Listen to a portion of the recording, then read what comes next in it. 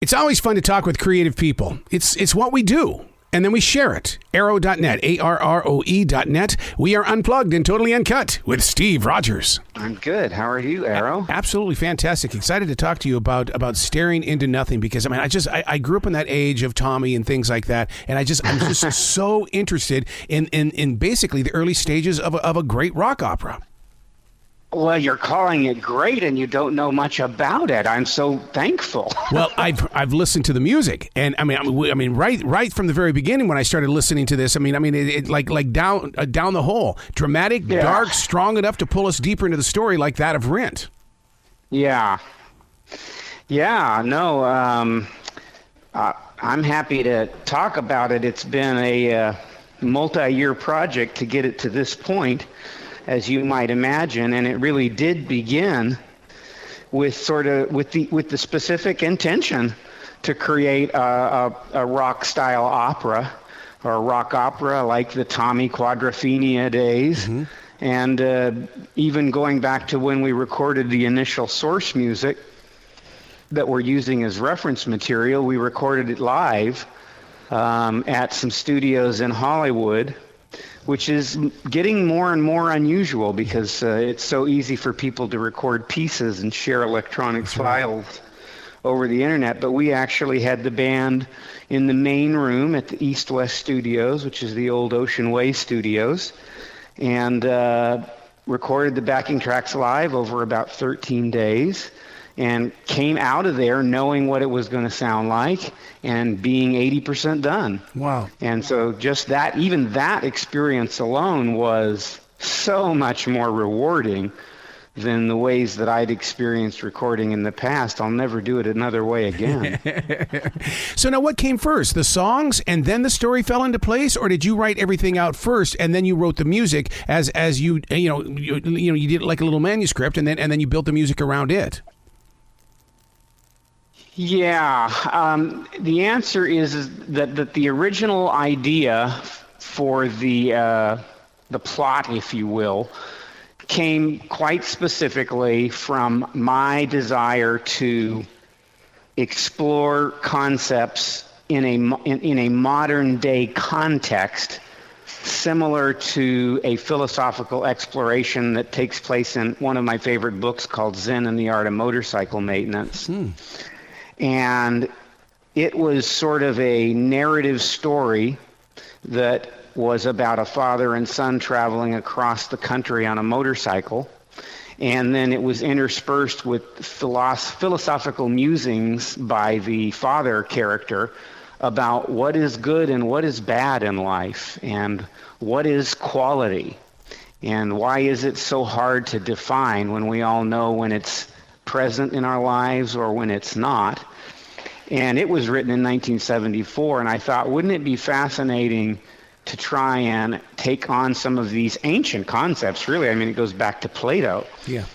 And explore them a little bit in our modern context, where we're just saturated with media, social media, and digital forms of communication that, to my way of thinking, have altered the way we communicate with each other in rather dramatic ways. Yeah. Oh, yeah, because, listen to the lyrics. Addicted to the phone, staring into nothing, lost our self-control. That in itself is a portrait of who we are today. I hate to be negative, but I think that all too often that can be the case. When you think about these technologies that were built to connect us, and then you walk through a restaurant and notice families sitting at a table not talking to one another and interacting with their devices, you realize something's gone wrong. Mm-hmm. Yeah. So when bringing the music to the stage, what has that experience been like? Because, it's almost showtime for you guys. It's here we go.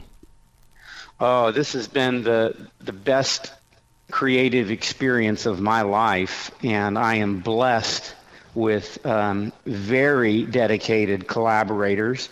The producer, Denny Fongheiser, has been a highly sought-after session drummer in the music business for many decades, and is about as seasoned of a performer as you could get. His most recent gig on the road was, I think he spent about 5 years touring with Heart as their stage drummer. And he produced the music originally. I want to go back to your question about the music for a second, because so I'm responsible for sort of the lyrics and the story. Mm-hmm. And as you can imagine, it's easier to write a story than it is to coordinate it with the songs. And so the way we approached the songs was really to write songs the way that we normally would, me and my writing partner, Kurt Barabas. I started massaging the lyrics into them and figuring out how to make the songs about something, and also figure out which song texture fit which moment in the narrative, if I can use that term. Wow. And then when we were kind of done with that process, it was about figuring out where the holes are, and then very deliberately going, we need a song about this to happen right now, you know? It was hard. I will say it was one of the hardest things I've ever had to do, because as you're writing this stuff, you have to think about everything that's going on within 2 hours of music and remember, what was in that song? You know, what was in song number 4? Because I think it has something to do with song number 17. Now, the video that you're showcasing on your website, the idea of just showcasing the blank faces that are staring off, it's almost like those that watch the video are going to see themselves in each one of those people.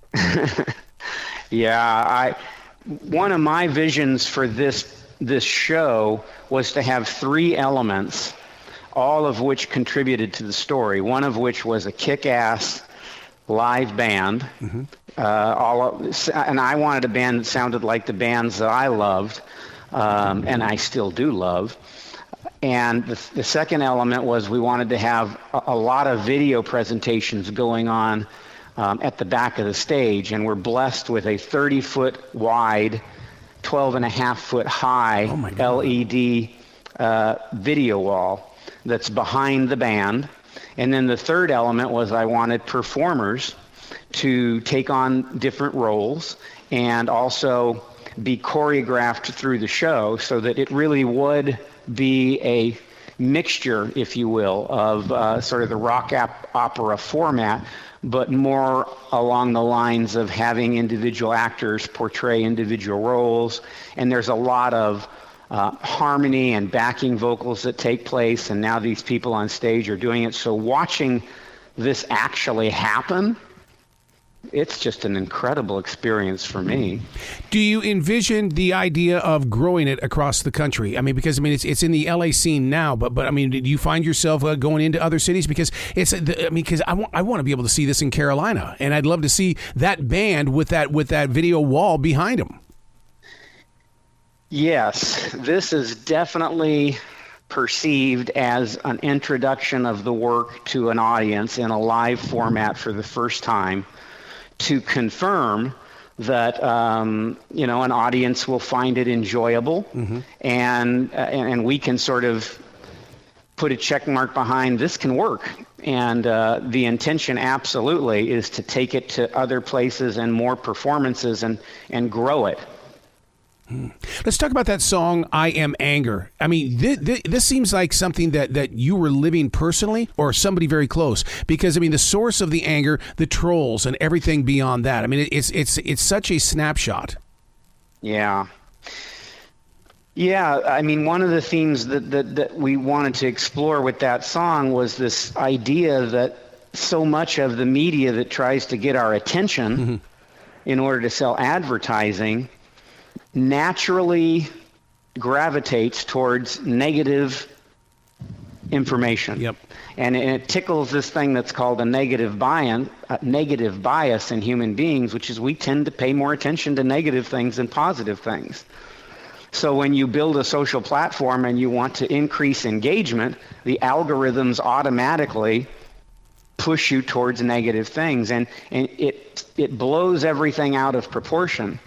And so the level of fear and tension and anger that can develop over time is kind of overwhelming. Yeah. I just talked about this on iHeartRadio this morning that with Tom Brady and with Adam Levine. I go, man, we celebrate the victories, but man, the second that these guys have trouble in everyday life, all of a sudden that becomes our conversation. It's exactly what this play is all about. Yes, it certainly is. It certainly is. And you see it, I see it most unfortunately in young adults. Mm-hmm. And I am the father of some young adults, and I see them feeling despondent and despair and hopeless, and it just tears my heart out. Putting the music together, how did it fall into place? Was it done organically in the way that we sat down with the guitar and we just kind of ironed it out, had a piano in the room and stuff like that? How did it all come together? Yeah, I am a piano player, and so that is my primary instrument. I used to dabble on guitar, but they don't let me do that anymore. 'Cause it's harder. I guess it's harder to find piano players than guitar players. But anyway, I sit on the guitar, and my songwriting partner is Kurt Barabas, and he's a bass player. I would say that he has strong progressive rock proclivities, shall I say. Mm-hmm. And I also enjoy that. But at the same time, I've always really enjoyed good melodies. So, progressive rock sometimes can lack those melodies and hooks that make it really enjoyable to listen to, as opposed to sort of a process. And as many songwriting teams do, I think it just starts with an idea. And fortunately, Kurt and I think, have enough trust in each other that neither one of us ever becomes overly protective of the work. And if I walk in one day, or Kurt walks in one day and says, that song we worked on last week, it sucks. we got to start over. And so it's an iterative process. And, it just happens in so many different ways. How do you calm down the perfectionist, though? Because, a musician is like an author of a book. Sometimes we just have to relinquish it in order to just keep growing forward. Yes. I guess the truth of the matter is that I'm not a perfectionist, and one of our mottos is that good is the enemy of great. And so, it is so easy to fall in love with your demos. We even call it demo love, and it's like, let it go, man. We need a different 16 bars here than what we've got to add to the texture of what we're trying to accomplish here. Mm-hmm. So I'm blessed, really, to be working with a co-songwriter that is so compatible with me. And there have even been times when we've tried to work with other people, but it messed that chemistry up. Yep. All right, from one musician to another musician, how long did it take you to listen to it in the car? Because they say that's the best place in the world to listen to your songs. How long does it take? Yeah, in other words, did you go out there the second that you mixed down the first song? Go to the car, man. I want to hear it in the car. Absolutely. I listen to the mixes on little, earbuds, and I listen to them on bigger headphones, and I listen to them in my car. Mixes are the most complicated thing in the world these days because people listen to music on so many different devices that have so many built-in limitations. That's so interesting that you bring that up because, so many people will sit there and say, you mean you listen to your own stuff? I said, you have to understand that it's not that I'm listening. I'm putting myself in the environment of those that will listen. And, it could be in the car. It could be out on a walk. It could be, and I want to know what I'm feeling in their moment. Yeah, absolutely. And it's absolutely a fact that in one of those formats you'll feel like this is perfect, and in another one you'll go, oh man, the bass is too loud. So true. So where can people go find more information about Staring Into Nothing? Because like you said, if we're going to make this a big success, we got to be talking about it. Sure. No, we've got a lot of information on our website, which is staringintonothing.com. And that's really going to be the primary place. We also have, the Instagram pages and the Facebook pages. I think the Instagram page is Staring Into. It's pretty easy to find now with all the support and advertising that we've been doing. If you just go to Google and type in Staring Into Nothing, I think we come up pretty quick. Yeah, you do. I know that for a fact. Well, Steve, you got to come back to this show anytime in the future because I want to be able to talk about the experiences that you're going through and all that kind of stuff from being on stage to now what's next? What's the next step and and you just keep growing. Yeah, I'm happy to do that. One of the things that's come out of working with these performers, they're mostly young adults. I'm an older character in the play, and then there's about 8 people in the ensemble that are young adults ranging between 20 and 30, and it's been very gratifying for me to see them embrace the concept. Yeah. And they're actually adding lyrics, and they're just making it live because they all live in this world, and they recognize that while there are many positives that come from social media, there are many negatives. Mm-hmm. And they're struggling with these questions of how do I use it and where do I use it and how do I keep it from infecting the quality of my life? So true. So true. We will talk again, sir. I guarantee it. Thank you very much. Will you be brilliant today, okay? Okay, bye-bye.